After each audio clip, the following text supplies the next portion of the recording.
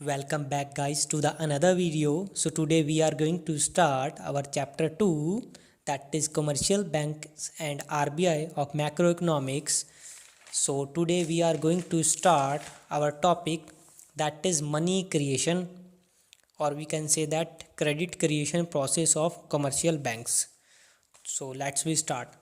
तो देखिए आज हम स्टार्ट करने वाले हैं मनी क्रिएशन या फिर credit creation process of commercial banks. तो स्टार्ट करते हैं। देखिए commercial banks play a vital role in money creation और क्रेडिट क्रिएशन। देखिए कमर्शियल बैंक एक बहुत ज़्यादा इम्पोर्टेंट रोल प्ले करते हैं क्रेडिट क्रिएशन में या फिर मनी क्रिएशन में।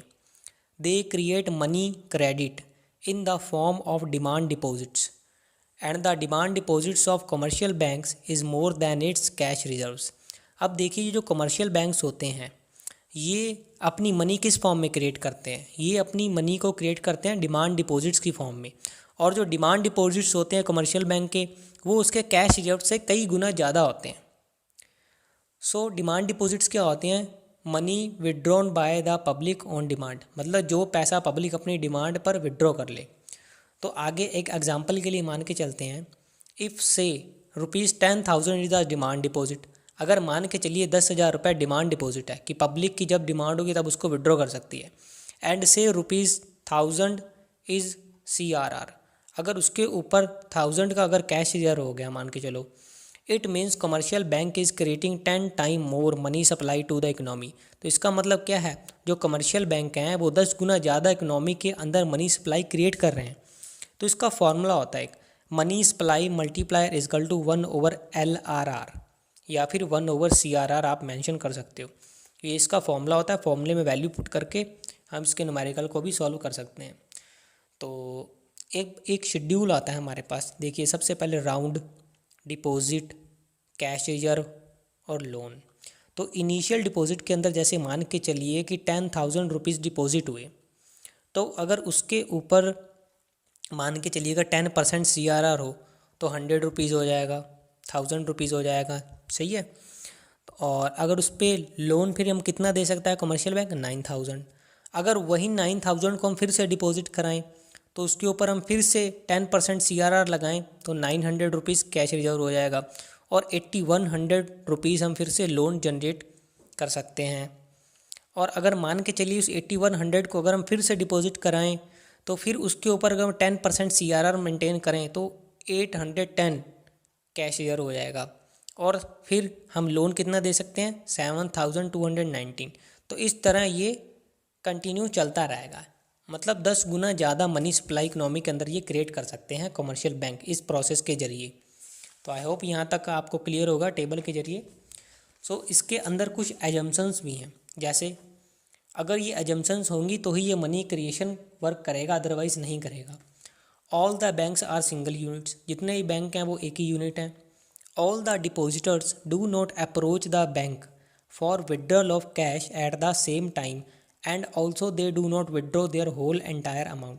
अब देखिए जितने भी डिपॉजिटर्स होते हैं वो एक ही टाइम पर बैंक में नहीं पहुंच सकते और अपना सारा पैसा कभी भी विड्रॉ नहीं कर सकते।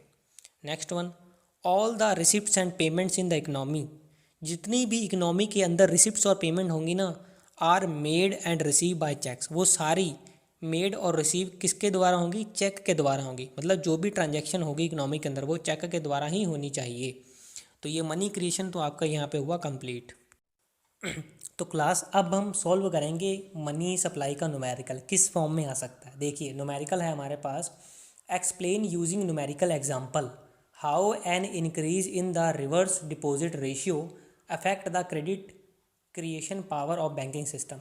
वो कह रहा है कि न्यूमेरिकल एग्जाम्पल से हमको समझाओ कि अगर रिवर्स डिपॉजिट रेशियो में अगर इंक्रीज़ हो जाए तो वो किस तरीके से क्रेडिट क्रिएशन प्रोसेस जो होती है बैंकिंग सिस्टम को अफेक्ट कर सकता है। अब रिवर्स डिपॉजिट रेशियो क्या होता है, ये आप CRR और LRR इसको मान के चलो कि वही है।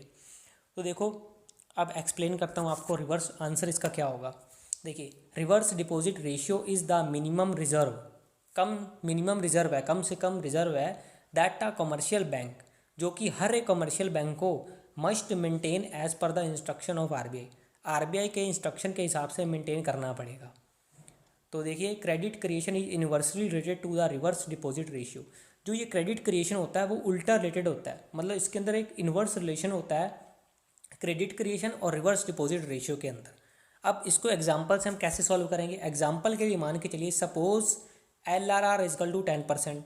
सो according to formula money supply multiplier is equal to 1/LRR।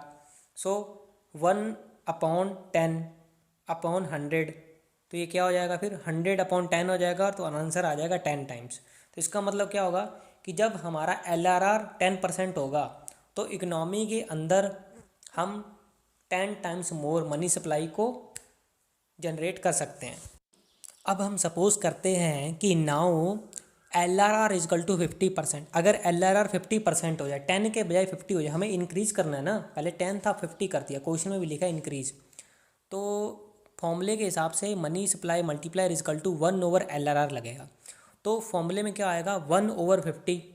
ठीक है, LRR क्या 50% है, 1/50 कर दिया, तो जब परसेंट का साइन हटेगा नीचे 100 आ जाएगा। तो इस फॉर्मूले के हिसाब से 100 चला जाएगा अब ऊपर, तो 100/50 हो जाएगा।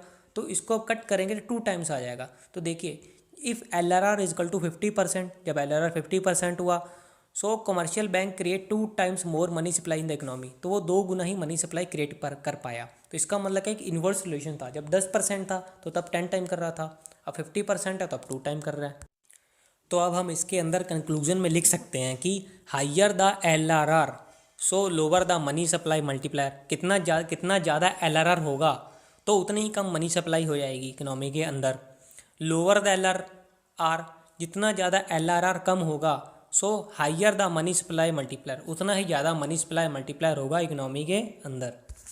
तो अब हम देख लेते हैं अपना नेक्स्ट टॉपिक, जो कि है difference between RBI and commercial बैंकों के बीच में डिफरेंस क्या है।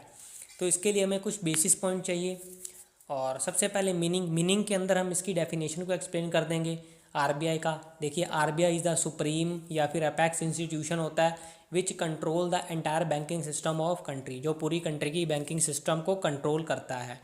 और दूसरी तरफ कमर्शियल बैंक की definition, it is the financial institution which accepts the deposit and advances loan to the general public. ये एक ऐसा फाइनेंशियल इंस्टीट्यूशन होता है जो पब्लिक से पैसे को एक्सेप्ट करता है और दूसरी तरफ जनरल पब्लिक को लोन एडवांस करता है, लोन देता है। अब ownership second basis point, it is owned by the government, मतलब जो आरबीआई है वो गवर्नमेंट के द्वारा ओन्ड करा जाता है, ऑनरशिप राइट गवर्नमेंट के पास होता है। और कमर्शियल बैंक का ऑनरशिप में क्या होता है, commercial bank is owned by both public and private sector. Commercial bank दोनों के ही द्वारा ओन्ड हो सकता है, पब्लिक और प्राइवेट सेक्टर दोनों के द्वारा हो सकता है। अब आरबीआई का मोटो क्या होता है, पब्लिक वेलफेयर होता है, और कमर्शियल बैंक का मोटो क्या होता है, प्रॉफिट मैक्सिमाइजेशन, प्रॉफिट कमाना होता है। तो देखिए, हमारे पास नेक्स्ट है basis point issue of currency RBI के लिए। तो आरबीआई के अंदर क्या लिखेंगे, in the hands of RBI. RBI के अंडर इश्यू ऑफ करेंसी होता है, क्योंकि वो आरबीआई का फंक्शन है तो आरबीआई ही करेगा। सो कमर्शियल बैंक में क्या होगा, not in the hands of commercial bank. Commercial bank हमारी करेंसी को कभी भी इशू नहीं कर सकता। तो next basis point, number of bank RBI के लिए इट इज़ ओनली 1, ये सिर्फ एक होता है। कमर्शियल बैंक के इट इज़ मैनी नंबर, ये नंबर में बहुत होते हैं। आई होप आपको आज का वीडियो क्लियर होगा और टॉपिक्स क्लियर होंगे, और thanks for watching, have a nice day.